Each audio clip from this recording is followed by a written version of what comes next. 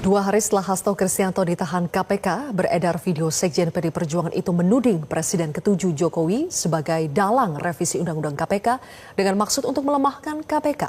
Diduga masih banyak video lainnya yang disiapkan Hasto untuk membongkar dugaan skandal keluarga Jokowi. Apakah omongan Hasto hanya sekedar gertak sambal?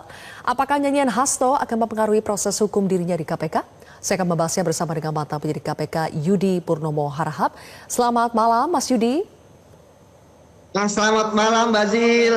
Baik Mas Yudi. Mas Yudi, nyanyian Hasto perlu ditindaklanjuti KPK atau tidak Mas?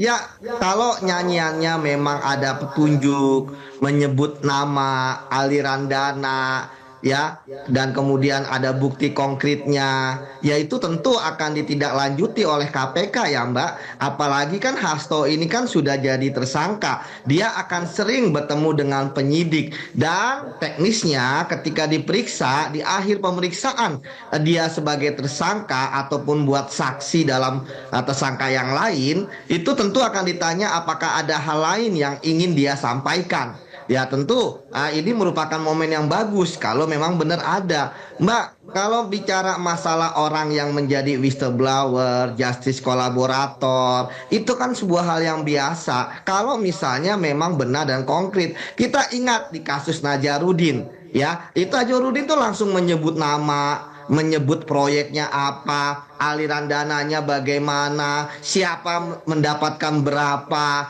kemudian pertemuannya di tempat yang mana, siapa saja yang terlibat. Artinya kalau kita melihat kemarin videonya Pak Hasto, itu kan tidak banyak informasi yang bisa dilihat. Nama menterinya saja dia tidak sebutkan. Kemudian hanya uang 3 juta dolar, konkretnya seperti apa dan lain sebagainya. Jadi ya menurut saya dari video pertama saja terlihat bagaimana ini hanya monolog saja dan bahkan menyatakan tidak punya bukti konkret, ya agak sulit juga gitu kan, agak berat juga untuk kemudian mendapatkan petunjuk. Kita ingat bahwa Nazarudin kan lebih dahsyat waktu itu ya, ketika misalnya dikatakan bahwa ini melawan penguasa saat itu kan dia berhasil menyeret orang yang di atasnya, orang yang di sampingnya dan orang yang di bawahnya. Jadi kalau ingin ada bukti yang konkret atau ingin punya status yang sama seperti Nazarudin, ya harus seperti Nazarudin gitu kan. Dan banyak kasus pun korupsi yang dia yang dia bongkar ya, karena memang minimal dia terlibat apa sih aktif, Mas Yudi dia yang tahu harus diserahkan itu. Hasto? Minimal bukti seperti apa yang harus diserahkan kepada Hasto supaya bisa menarik minat para penyidik untuk bisa menelusuri lebih jauh?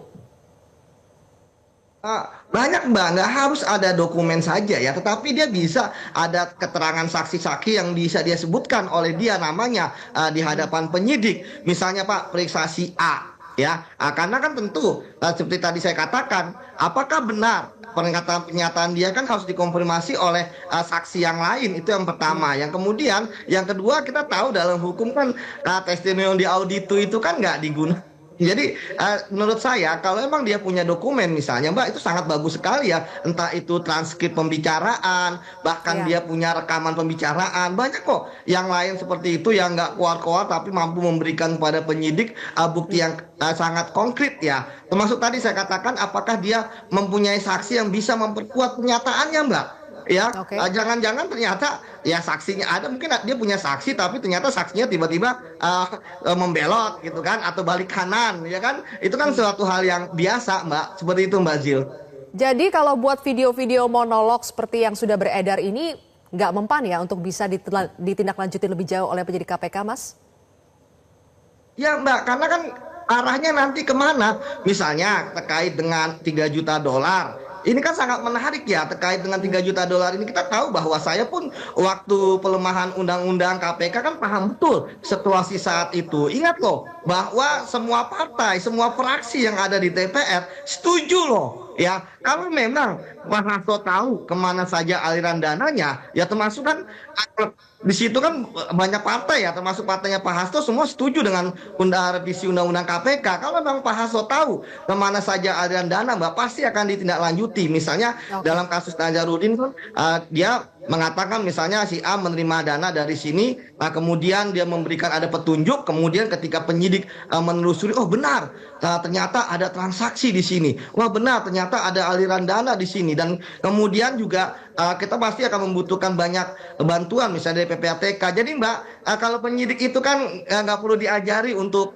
berenang ya, tapi butuh bukti yang lebih konkret ya, kemana istilahnya penyidik itu harus kemudian membongkar kasus-kasus yang kalau misalnya Pak Hasto memang ingin menjadi justice kolaborator misalnya. Oke.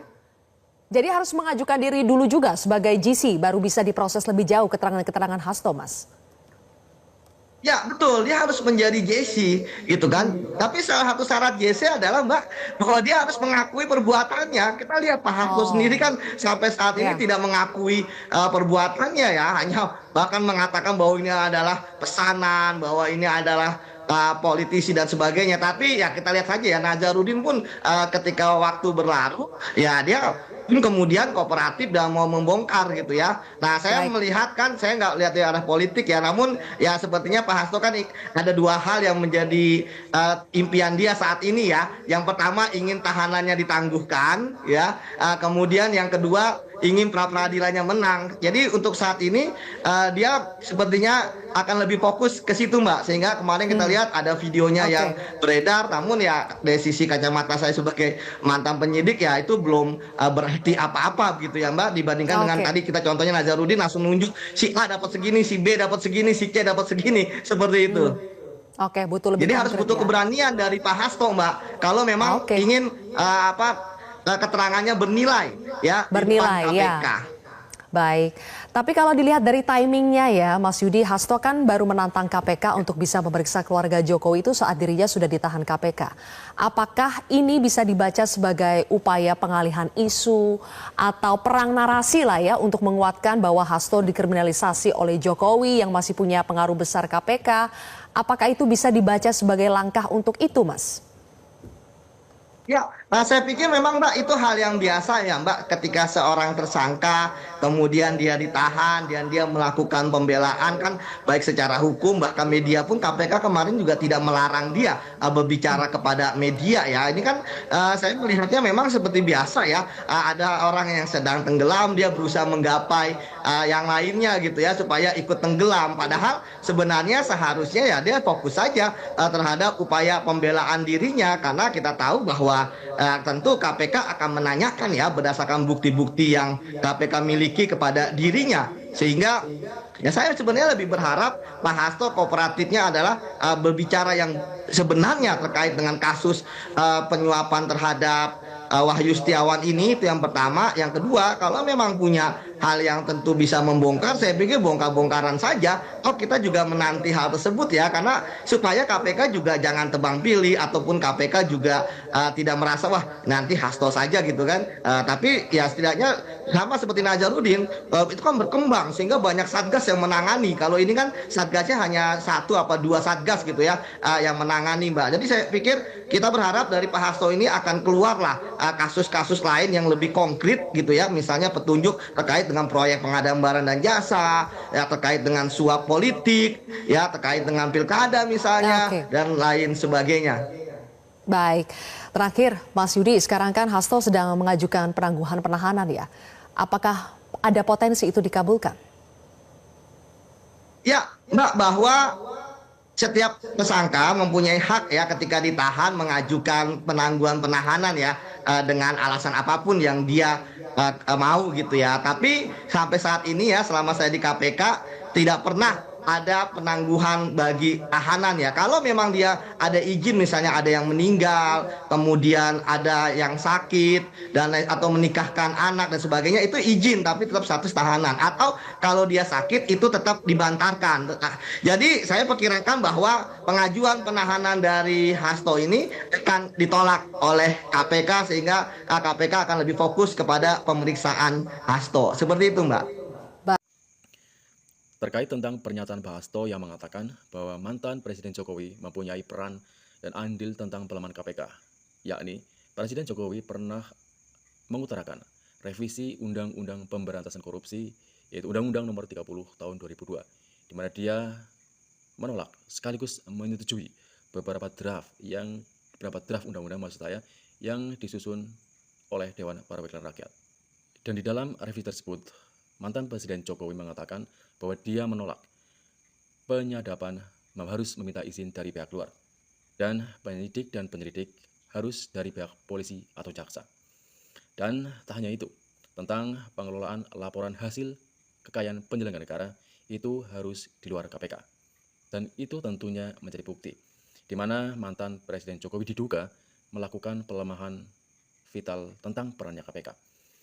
Dan kembali lagi tentang pengakuan dari Pak Hasto setelah dia ditangkap dan bernyanyi. Tentunya ini menjadi sebuah tantangan bagi KPK untuk membuktikan hal tersebut. Layaknya kasus Nazarudin yang memang waktu itu Nazarudin ikut menyeret beberapa oknum, baik atas bahkan bawahnya. Dan dia mempunyai bukti kuat untuk menyeret orang-orang yang terkait. Dan bagi Pak Hasto yang telah bernyanyi bahwa dia mempunyai bukti, tentunya dia harus tegas dan berani membuktikan dengan jelas bahwa orang-orang yang terkait itu benar-benar telah terbukti melakukan kesalahan, tindakan penyelewengan atau korupsi. Semoga kasus ini tetap berjalan dengan lancar dan ditegaknya keadilan bagi hukum Indonesia. Cukup sekian video kali ini. Sampai jumpa di video selanjutnya.